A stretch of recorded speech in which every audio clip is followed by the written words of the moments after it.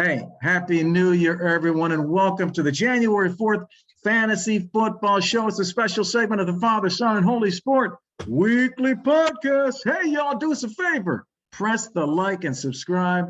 We appreciate your support. What's up, T? What's going on, man? Congratulations on winning our fantasy football championship. G-Man, champion last 2 of the 3 years. This guy just started playing fantasy for the first time 3 years ago. Already the best fantasy guy I know. Impressive stuff from G-Man. Congratulations. Yeah, I learned from the best, man. When I first started, I didn't know anything. You took me under your wing and you groomed me. And now the pupil is starting to pass the teacher. Yeah, so I guess Kirby Smart over here is trying to take down Nick Saban. I don't know what's going on here. This is unacceptable. Well, thanks, man. It was an awesome year. I love playing with you and the rest of the league. And it's an honor to win that league. There's some great players in there. So, hey, man, I can't wait for the party we're going to have. Oh, yeah. Hey, let's kick it off with hot and cold, our hot and cold game.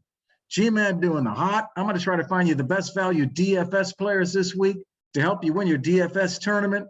T-Money going to talk about cold starters you want to stay away from. Keep them off your team or they're going to break your heart, man. T-Money.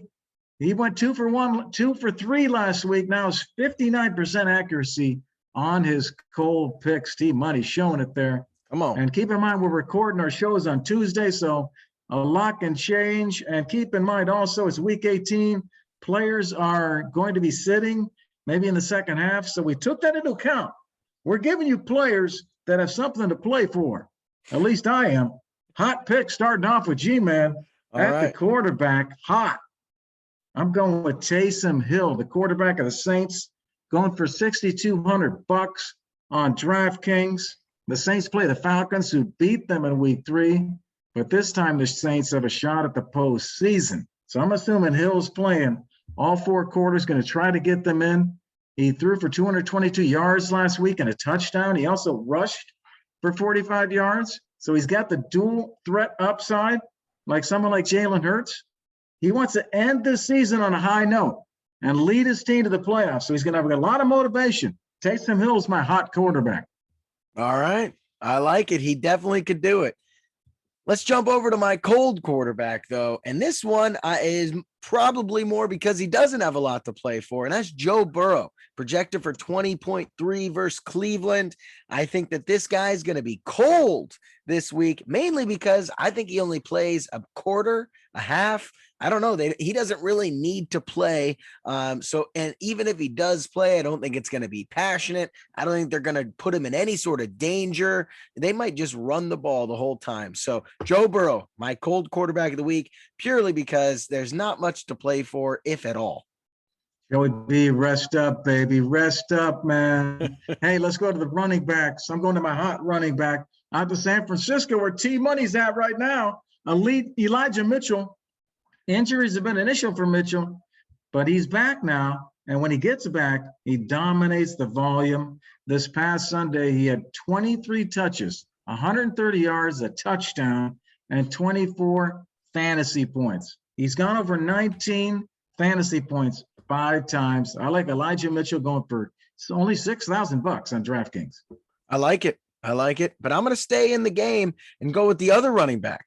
And that's Sony Michel, projected 13.5 versus San Francisco. Oh, he's only been over 11 the last 2 games because he scored a touchdown.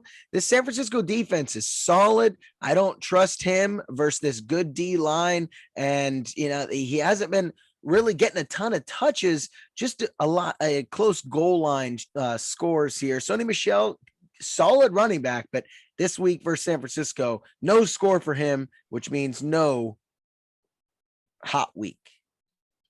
That Rams offense is just up and down. You don't know what's going to come. Know. Sometimes they ride Sony, sometimes they don't. Hey, let's go to the wide receivers for our hot and cold game. I'm going for the hot wide receiver in that same team. Brandon Ayuk from San Fran, only going for $5,600. I just think is a great buy on DraftKings. Ayuk's season will probably be remembered as disappointing because of everything that's happened this year with them. But he has had a good run. He has scored double-digit fantasy points in 5 of the last 7 games. A lot of people don't know that. So he's really coming in here. I like this because of those double digits and the fact that he's only $5,600.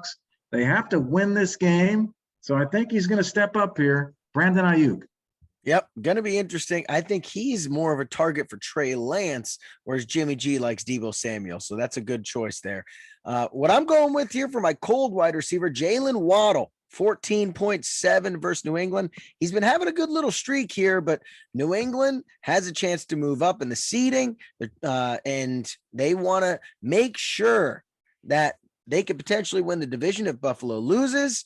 I'm just saying, I think that they're going to take away Jalen Waddle from doing anything. He's the only good part of that entire Miami offense. And you know what Bill Belichick does? He takes away your best option. Jalen Waddle is going to have a cold week like he did when he played New England earlier this year with only 11 points. I think Jalen Waddle does not get over 15 points this week, and he is a cold wide receiver. Okay, so just summarizing that, when you're building your DFS lineups, G-Man says the 3 hot picks to look at are Tyson Hills from New Orleans, Elijah Mitchell from San Fran at the running back, and wide receiver Ayuk. T-Money says stay away from Joe Burrow at the quarterback, Sonny Michel at the running back, and Waddle at the wide receiver. All right, let's go to our next game. Take or mistake. We'll hopefully help you with some crucial decisions here. I pick a player that had a big week last week. T-Money tells me whether we should take the bait or if it was last week was a mistake. And he doesn't know who I'm going to ask him.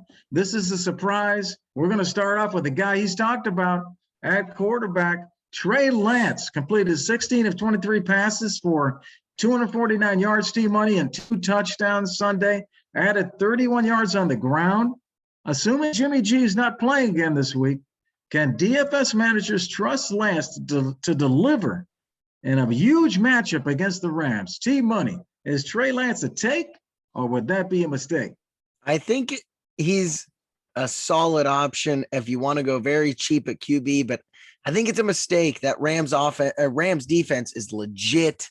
I think he's just going to go up against a vaunted defense here, and I would be skeptical of him getting in the over this week. Okay, interesting. All right, let's go to the running back. I'm looking at Deonta Forman from Tennessee, subbing in there for Derrick Henry. He's rushed the ball 26 times last week for 132 yards and a touchdown as they beat the Dolphins. Though the Titans used 3 backs, can Foreman manage to top 100 rushing yards again in his Week 18 matchup against those Texans that you like, T-Money? T-Money, is Deonta Forman a take, or would that be a mistake? I'm shocked he's getting this many carries. It's shocking. I think that's a mistake. Like you said, he's in a running back by committee here.